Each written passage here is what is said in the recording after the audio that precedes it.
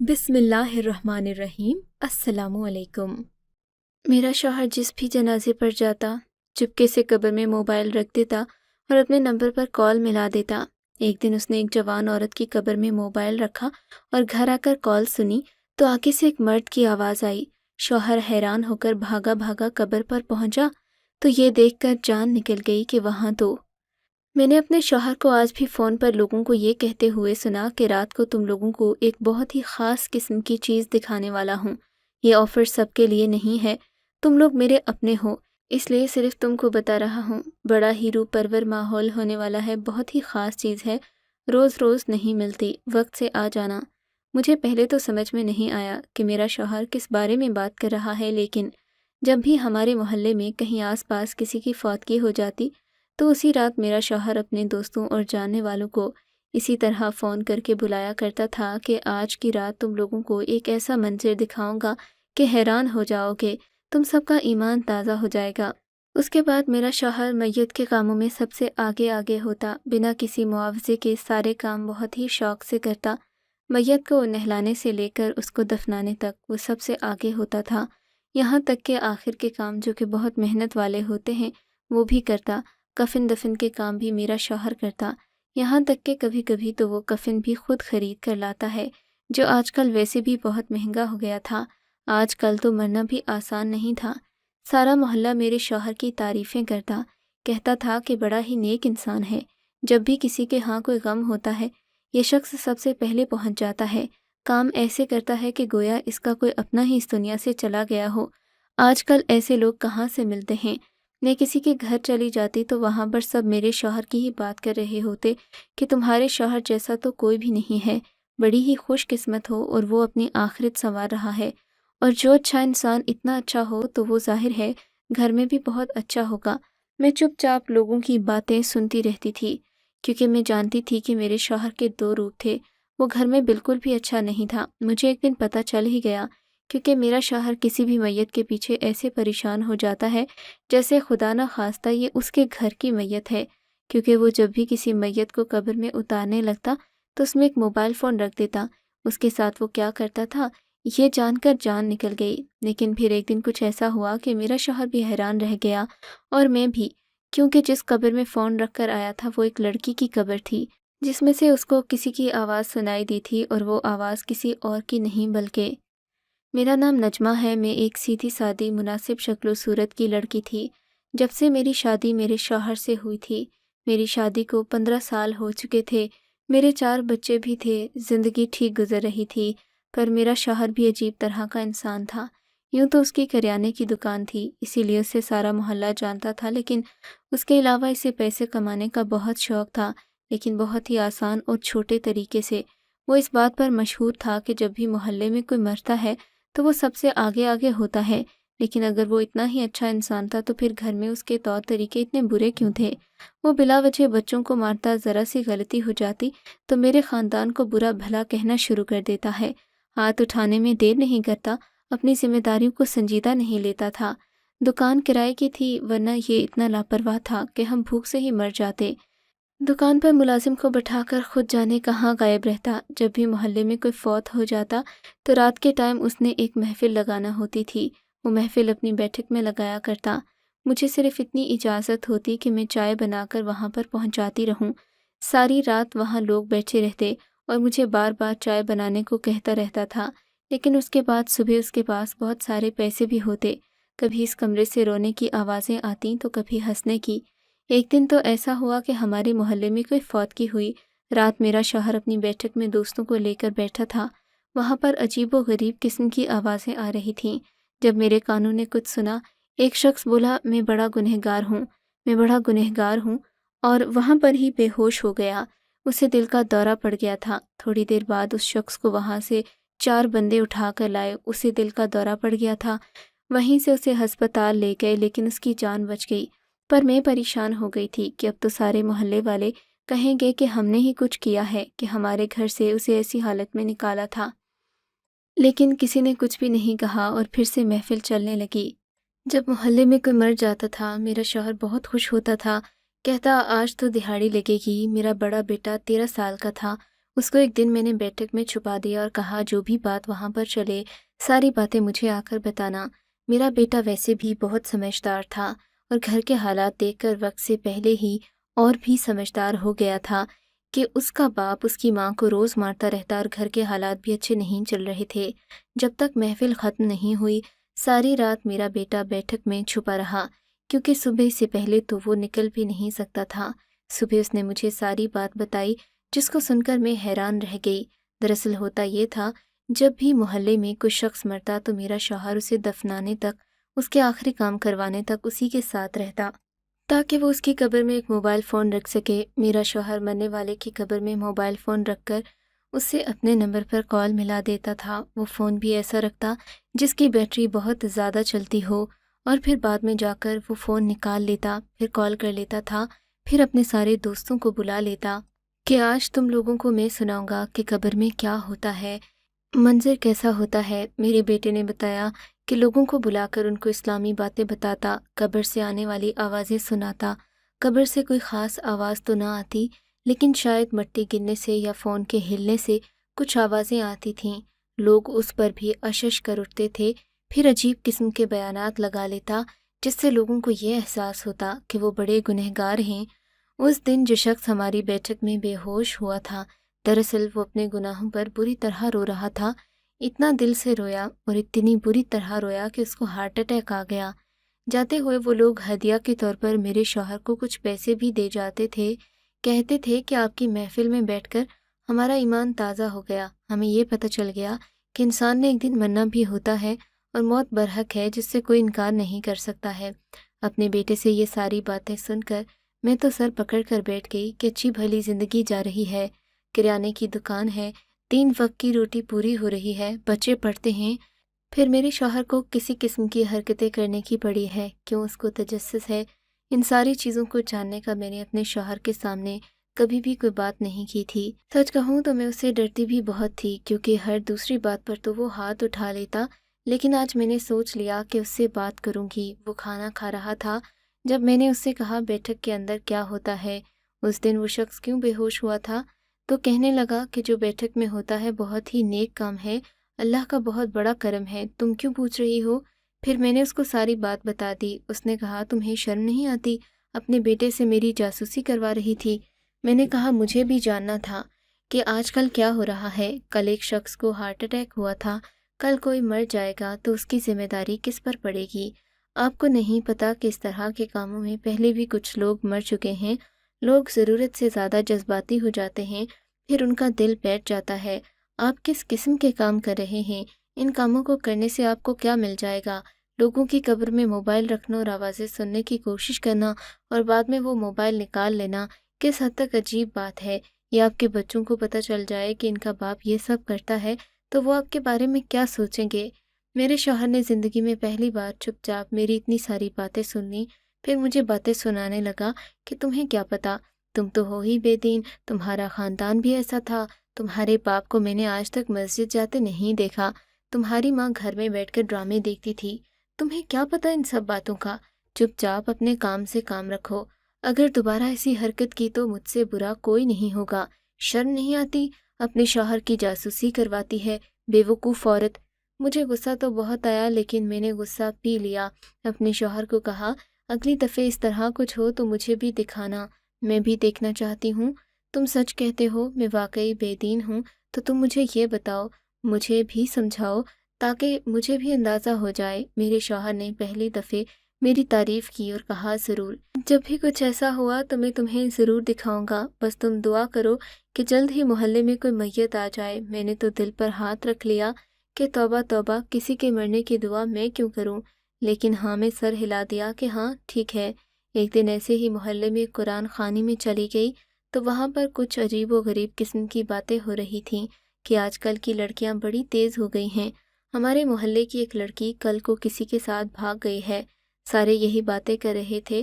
وہاں عورتیں بھی آئی ہوئی تھیں، کہنے کو تو قرآن خوانی تھی، لیکن عورتیں ادھر ادھر کی باتوں میں ہی مصروف تھیں کہ ہمارے محلے میں اس طرح کی کوئی خبر بھی کبھی نہیں آئی، یہ تو شریفوں کا محلہ تھا۔ لیکن دیکھ لو اب کیا ہو گیا، یہ سارا کچھ موبائل اور فیس بک کا کیا دھرا ہے۔ اچھی بھلی پڑھی لکھی اور سمجھدار لڑکی تھی، پتہ نہیں کس بے روزگار انسان کے ساتھ اپنے گھر والوں کا منہ کالا کروا کر بھاگ گئی۔ باپ بیچارہ اتنا رو رہا تھا اور ماں تو جیسے کچھ بول ہی نہیں رہی تھی۔ اب خیر بولے گی بھی کیا؟ میں بھی سوچنے لگی کہ واقعی آج کل تو زمانہ بڑا خراب ہے۔ میرے بیٹے تھے اور بیٹی سب سے چھوٹی تھی۔ اسی قرآن خوانی میں ایک لڑکی موبائل پر باتیں کر رہی تھی۔ میں اس لڑکی کو اس لیے دیکھ رہی تھی کیونکہ وہ بہت ہی پیاری تھی۔ اس کے لمبے لمبے بال تھے۔ تب کسی نے کہا کہ اس کو ہی دیکھ لو، فون پر ہنس ہنس کے باتیں کر رہی ہے۔ تمہیں کیا لگتا ہے یہ کس سے بات کر رہی ہوگی؟ اپنے ماں باپ سے تو بات نہیں کر رہی۔ اتنا مسکرا کر کون ماں باپ سے باتیں کرتا ہے، وہ بھی فون پر؟ ابھی انہی کے گھر سے تو آئی ہوگی۔ میں نے اس عورت کو کہا کہ کسی پر الزام نہیں لگاتے، جو بھی کچھ کرتا ہے اس کا حساب تم نے خود ہی دینا ہے، اسی لیے کسی پر تہمت لگانا نہ تو ویسے بھی بہت بڑا گناہ ہے۔ باقی عورتوں نے بھی میرا ساتھ دیا، لیکن ایک ہفتے بعد میں نے محلے میں ایک ایسی خبر سنی کہ میں بھی حیران رہ گئی۔ مجھے دکھ بھی ہوا۔ جس لڑکی کا میں ساتھ دے رہی تھی، جو مجھے بہت ہی پیاری اور چلبلی سی لگ رہی تھی، اس لڑکی نے خودکشی کر لی تھی۔ وہ بے حس و حرکت پڑی تھی۔ اس کے گھر میں کوئی بھی نہیں تھا سوائے اس کی خالہ کے۔ اس کے ماں باپ بیرون ملک ہوتے تھے، راستے میں تھے، پر ان کے آنے سے پہلے ہی تدفین کرنی پڑی۔ میرے شوہر کو پتہ چل گیا کہ محلے میں پھر سے میت ہے۔ میرا شوہر تو بھاگ آیا۔ اس دفعہ جنازہ عورت کا تھا، اسی لیے اس نے صرف دفنانے کا کام ہی کرنا تھا، لیکن عورت کی میت پر کافی مشکل ہو جاتی تھی کیونکہ عورت کی میت کو غیر محرم مرد ہاتھ بھی نہیں لگا سکتے تھے۔ لیکن وہ موقع یہ جانے نہیں دینا چاہتا تھا کیونکہ اس سے اس کی محفل لگنی تھی اور محفل سے اسے ہزاروں روپے ملتے تھے، تو وہ اپنی دہاڑی کیسے خراب کرتا؟ اسی لیے کسی طرح آگے پیچھے ہو کر کام کر ہی لیا۔ اپنا موبائل قبر کے اندر رکھ دیا۔ شوہر آیا تو میں محفل سجانے کی تیاری کر رہا تھا، بیٹھک میں چیزیں رکھ رہا تھا۔ میں نے اسے کہا کہ آج مجھے بھی سننے دو کہ وہاں پر کیا ہوا ہے، کیونکہ جس لڑکی کی موت ہوئی ہے بڑی پیاری تھی۔ میرے شوہر نے کہا تم اسے جانتی تھی؟ میں نے کہا جانتی نہیں تھی، پر اس بیچاری کو دیکھا تھا، اچھی بچی تھی، جوان لڑکی تھی۔ جوان جہاں تھی، ابھی عمر ہی کیا تھی؟ ابھی تک دل دکھ رہا ہے میرا۔ آج مجھے بھی سننے دو۔ میرے شوہر نے کہا تم بیٹھک سے سائڈ والی کھڑکی میں بیٹھ جانا، تمہیں وہاں سے ساری باتیں سنائی دیں گی، بس دیکھتے ہیں کیا ہوتا ہے۔ شام کے ٹائم ہی جنازہ پڑھایا گیا۔ 10 منٹ لوگوں کو اکٹھا کرنے میں لگ گئے۔ آج زیادہ لوگ نہیں آئے تھے، بس تھوڑے لوگ آئے تھے کیونکہ یہ کسی عورت کی میت تھی اور اس کو لوگ جانتے نہیں تھے، ورنہ تو ایسے ہوتا ہے کہ کوئی محلے میں مرد وغیرہ مرتا تو لوگ اسے جانتے تھے، اس لیے اس کے لیے دعا کروانے اور اس کی باتیں کرنے کے لیے آ جاتے تھے کہ بڑا نیک انسان تھا، ہم اسے جانتے تھے، ہماری اس سے بات ہوئی تھی، سلام دعا ہوتی رہتی تھی، مسجد میں آیا کرتا تھا۔ عورت کو کوئی جانتا نہیں تھا، وہ بھی لڑکی کو، اس لیے کم لوگ آئے تھے۔ اس میں سے بھی کچھ لوگ واپس چلے گئے۔ پھر جب کافی دیر تک کوئی آواز یا کسی ہلچل کی بھی آواز نہ آئی تو جو لوگ آئے تھے وہ بھی چلے گئے۔ میرا شوہر تو غصہ ہی ہو گیا، اس نے فون ایک سائڈ پر رکھ دیا۔ میں بیٹھک میں آ گئی۔ میں نے کہا کیا ہو گیا ہے؟ اگر ایسا ہو رہا ہے تو اب کیا کر سکتے ہیں؟ کہنے لگا کاش کوئی مرد ہی مر جاتا تو دہاڑی بن جاتی۔ میں نے شوہر کو حیران ہو کر دیکھا کہ تم یہ سب پیسوں کے لیے کرتے ہو؟ کہنے لگا کہ نہیں، پیسوں کے لیے نہیں کرتا، ویسے بھی اگر پیسوں کے لیے کروں گا تو کیا مشکل ہے، لوگ کفن کے لیے بھی پیسے لیتے ہیں، لوگ قرآن پڑھانے کے بھی تو پیسے لیتے ہیں، تو پھر کیا ہو گیا اگر میں نے پیسے لے لیے تو میں تبلیغ ہی تو کر رہا ہوں نا۔ میں نے شوہر کو کہا یہ تبلیغ نہیں ہے، جو تم کر رہے ہو نا بالکل بھی ٹھیک نہیں ہے، یہ چھیڑ چھاڑ اچھی نہیں ہوتی ہے، قبروں کی بے حرمتی کرتے ہو، لوگوں کو تو یہی کہتے ہو کہ فون بیچ میں رکھ دیا، دوبارہ نہیں نکالا، لیکن بعد میں جا کے فون نکالتے بھی ہو، تو یہ کوئی اچھی حرکت ہے؟ ہم لوگ آپس میں لڑ رہے تھے کہ اچانک وہاں کچھ ایسا ہوا کہ ہمارے ہاتھ پاؤں کانپنا شروع ہو گئے۔ ہم دونوں نے ایک دوسرے کو حیران ہو کر دیکھا۔ میں تو چیخ ہی اٹھی کیونکہ وہاں پر جب ہم دونوں میاں بیوی آپس میں لڑ رہے تھے تو فون میں سے اچانک سے کوئی آواز آئی۔ میرے شوہر نے فون غصے سے ایک طرف رکھ دیا تھا، لیکن اس نے کال نہیں کاٹی تھی کیونکہ شاید اسے عادت ہی نہیں تھی کال کاٹنے کی۔ وہ 4 گھنٹے تک بھی انتظار کرتا تھا۔ وہ اس معاملے میں بہت ثابت قدم تھا۔ فون میں سے آواز آئی تھی جلدی کرو کوئی دیکھ نہ لے۔ اس کے بعد کسی ہلچل کی آواز آنے لگی، جیسے کوئی مٹی اٹھا کر یا تو پھینک رہا ہے یا کوئی پتھر توڑ رہا ہے، یعنی عجیب قسم کی آوازیں تھیں۔ پھر ایک لڑکی کی آواز آئی جو یہ کہہ رہی تھی کہ نکالو نکالو مجھے یہاں سے۔ پھر ایک مرد کی آواز آئی جو غصے میں تھا کہ تم جیسی پاگل میں نے آج تک نہیں دیکھی، جلدی جلدی باہر آؤ۔ یہ بات سن کر تو ہم لوگ حیران رہ گئے۔ میرے شوہر نے آؤ دیکھا نہ تاؤ ہاتھ میں ٹارچ لیے فوراً اس قبر کی طرف بھاگ کھڑا ہوا۔ میں بھی اس کے پیچھے پیچھے گئی۔ اپنے بڑے بیٹے کو اتنا کہا کہ باقی بچوں کا خیال رکھنا، ہم ابھی آتے ہیں۔ قبرستان زیادہ دور نہیں تھا، یہ محلہ چھوٹا سا قبرستان محلہ کے بیچوں بیچ تھا۔ ہم بہت جلد وہاں پہنچ گئے، لیکن ہمیں قبر تلاش کرنے میں 2-3 منٹ اور لگ گئے۔ اندھیرا ہونے کی وجہ سے مشکل ہوئی تھی۔ میرے شوہر کو پتہ تھا، وہ آگے آگے تھا، میں پیچھے پیچھے۔ اس کو تو یہ بھی پتہ نہیں تھا کہ میں بھی وہاں پر آ گئی ہے، کیونکہ وہ اتنی تیزی سے بھاگ رہا تھا۔ پھر جو سامنے کا منظر میں نے دیکھا تو ہم حیران پریشان رہ گئے۔ وہاں پر ایک لڑکا لڑکی کا ہاتھ تھامے قبر کے پاس کھڑا تھا، اور یہ وہی لڑکی تھی جس کو میں نے قرآن خوانی میں دیکھا تھا۔ میرا شوہر تو اس لڑکی کا چہرہ نہیں دیکھ پایا تھا، لیکن میں سمجھ گئی تھی۔ وہ ہمیں دیکھ کر بھاگنے لگے کہ میرے شوہر نے ان کو روک لیا۔ رک جاؤ تم دونوں، نہیں تو ابھی پولیس کو بلا لوں گا۔ وہ پھر سے بھاگنے لگے کہ میں نے اس لڑکی کو آواز دے کر روکا۔ میں نے کہا کہ تم یہ سب کیا کر رہی ہو؟ تمہاری ماں کتنی بری طرح رو رہی تھی، تمہارا باپ تمہارے لیے بیرون ملک سے آیا، وہ سب کتنے پریشان تھے، اور تم یہاں پر زندہ کھڑی ہو، پھر تم نے یہ سب کیوں کیا؟ میرا شوہر اب خاموش ہو گیا تھا، کیونکہ وہ سمجھ رہا تھا کہ ایک عورت سے میں ہی بات کر سکتی تھی۔ اس کے ساتھ جو لڑکا کھڑا تھا اس کو تو میں نہیں جانتی تھی، لیکن میرا شوہر اسے جانتا تھا۔ شوہر نے میرے کان میں بتایا کہ یہ تو حمید کسائی کا بیٹا ہے، بڑا ہی بدنام لڑکا ہے، اس کا پہلے ایک رشتہ خراب ہو چکا ہے، سارا محلہ اس کو برا سمجھتا ہے کہ یہ آوارہ ہے۔ میں نے اپنے شوہر کو کہا ابھی اس کے ماں باپ کو بلا کر لائیں، تو وہ لڑکی رونے لگی اور میرے قدموں میں بیٹھ گئی، کہنے لگی کہ میں اس لڑکے سے بہت محبت کرتی ہوں، بہت زیادہ، لیکن ایک کو یہ ہماری ساتھ کا نہیں ہے، اوپر سے اس کا پہلے کہیں رشتہ خراب ہو چکا ہے۔ اسی لیے جب میں نے اپنے ماں باپ سے بات کی تو انہوں نے صاف انکار کر دیا۔ میرے ماں باپ بیرون ملک رہتے تھے، لیکن میں اپنی خالہ کے ساتھ رہتی تھی۔ میرے ماں باپ کو میری کوئی فکر نہیں تھی، وہ مجھے اکیلا چھوڑ کر خود پیسہ کمانے میں لگے تھے۔ اسی تنہائی کا شکار ہو کر میں نے اس لڑکے سے دوستی کر لی جو محبت میں بدل گئی۔ ہماری محبت سچی ہے، ہمیں تو شادی کرنا چاہتے تھے، لیکن میرے ماں باپ کبھی یہ بات نہ مانتے۔ میری خالہ نے میرا ساتھ دیا، انہوں نے کہا کہ یہی ایک طریقہ ہے، نہیں تو جہاں بھی جاؤ گی ایک دھڑکا دل کو لگا رہے گا کہ ماں باپ تمہیں کہیں نہ کہیں تلاش کر ہی لیں گے۔ اس لڑکی کو دیکھا، میں نے کہا کہ اس کی محبت میں اتنی پاگل ہو کہ اپنے ماں باپ کو جوان اولاد کی موت کا غم دینے کے لیے راضی ہو گئی۔ وہ تو یہی سمجھ رہے ہوں گے نا کہ تم مر گئی ہو۔ یہ لڑکا یہیں پر موجود تھا، اس نے مجھے فوراً نکالا، اور اب ہم پیچھے کے راستے سے یہ شہر چھوڑ کر بھاگنے والے تھے۔ ہم نے سارا پلان بنا رکھا تھا، ویسے تو میرا کوئی حق نہیں بنتا تھا، لیکن میں نے اس لڑکی کے منہ پر تھپڑ دے مارا۔ وہ لڑکا بھی کچھ نہ بولا، میرا شوہر بھی چپ چاپ کھڑا تھا۔ میں نے کہا کہ اتنی دیوانگی بھی اچھی نہیں ہوتی۔ میں نے اپنے شوہر سے کہا کہ اب ان کا کیا کرنا چاہیے؟ میرے شوہر نے کہا کرنا کیا ہے، ان کے ماں باپ کو بتا دیتے ہیں، وہی ان کو ٹھیک کریں گے۔ وہ لوگ معافیا مانگ رہے تھے، پر ہم لوگوں نے کہا کہ تم لوگوں نے نہ صرف معاشرے کے قانون کو توڑا ہے، بلکہ قبر کی بے حرمتی کی ہے۔ اتنا بڑا ظلم اپنے ماں باپ کے ساتھ کیا، ہم تم لوگوں کو کبھی معاف نہیں کر سکتے۔ ہم ان لوگوں کے گھر پہنچے جن کی یہ بیٹی تھی۔ میرے شوہر کا کہنا تھا پہلے تم اندر داخل ہو اور ان کو جا کر آرام سے ساری بات سمجھاؤ، ابھی تو انہوں نے اپنی بیٹی کو دفنایا تھا، پھر وہ یہ سب دیکھ کر کہیں زیادہ ہی پریشان نہ ہو جائیں۔ میں ہی اندر گئی، میں نے ان کو ساری بات بتا دی۔ ماں کا دل تو پسیج گیا، بولی کہاں ہے میری بیٹی؟ لیکن باپ بالکل خاموش ہو گیا۔ خیر ان کی بیٹی کو ان کے حوالے کر دیا۔ باپ کا کہنا تھا کہ یہ میری بیٹی ہو ہی نہیں سکتی، جس نے مجھے اتنا بڑا دھوکہ دیا، موت کا مذاق بنایا، یہ میری بیٹی نہیں ہے۔ لیکن اس لڑکی کو سڑک پر نہیں چھوڑ سکتے تھے، اس لیے گھر میں رکھ لیا۔ لڑکے کو بھی اس کے گھر چھوڑا۔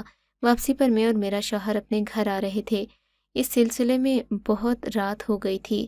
میں نے اپنے شوہر کا ہاتھ تھام کر اسے اپنی طرف متوجہ کیا۔ میں نے کہا آج تمہاری وجہ سے ایک لڑکی اپنے ماں باپ کی عزت خراب کرنے سے بچ گئی، اور ایک ماں کو اس کی بچی واپس مل گئی، جس کو اس نے مرا ہوا سمجھ کر اس کا سوگ بھی منا لیا تھا۔ تم جو بھی کرتے ہو وہ اپنی جگہ، لیکن آج تمہاری وجہ سے کسی کا گھر بچ گیا، مجھے تم پر فخر ہے کہ تم میرے شوہر ہو۔